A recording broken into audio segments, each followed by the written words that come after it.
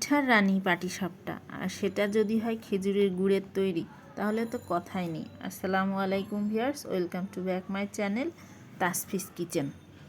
চলেন আজ আমি আপনাদের দেখাবো কিভাবে আমি পাটিসাপটার খিরসাটা তৈরি করি।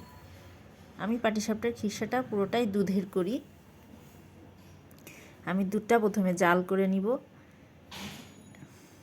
ফুটে উঠলেই আস্তে আস্তে নাড়াচাড়া করতে হবে, না হলে অনেক সময় পাত্রে লেগে যায়, আবার বলক উঠে পড়ে যায়।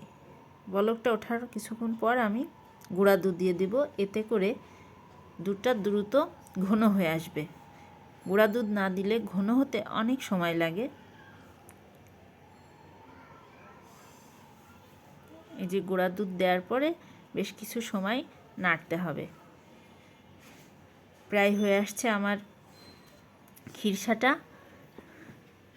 আমি হালকা নরম থাকতেই নামিয়ে ফেলবো, কারণ বেশি সময় রাখলে আবার ঠান্ডা হয়ে যাবার পরে খিরসাটা অতিরিক্ত শক্ত হয়ে যায়। এখানে আমি বেটারটা তৈরি করে রাখছি। এটা পেঁয়াজুর বা বেগুনির জন্য যে বেসনটা করতে হয় অমন পাতলা হলেই হবে। এই যে আমার খিরসাটা আমি এখানে বেটার দিয়ে ফ্রাই প্যানে পাটিসাপটার জন্য তৈরি করছি।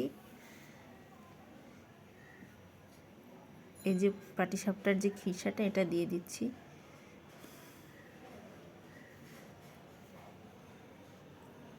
খিরসাটা কিন্তু দেখেন ঠান্ডা হয়ে অনেকটাই শক্ত হয়ে গেছে। এটা খুব আলতোভাবে ফোল্ড করতে হবে। তৈরি হয়ে গেছে আমার পাটিসাপটা পিঠা।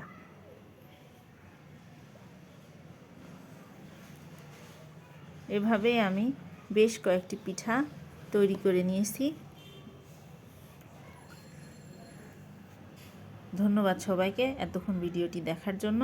ভিডিওটি যদি ভালো লেগে থাকে অবশ্যই লাইক, কমেন্ট ও শেয়ার করে পাশে থাকবেন।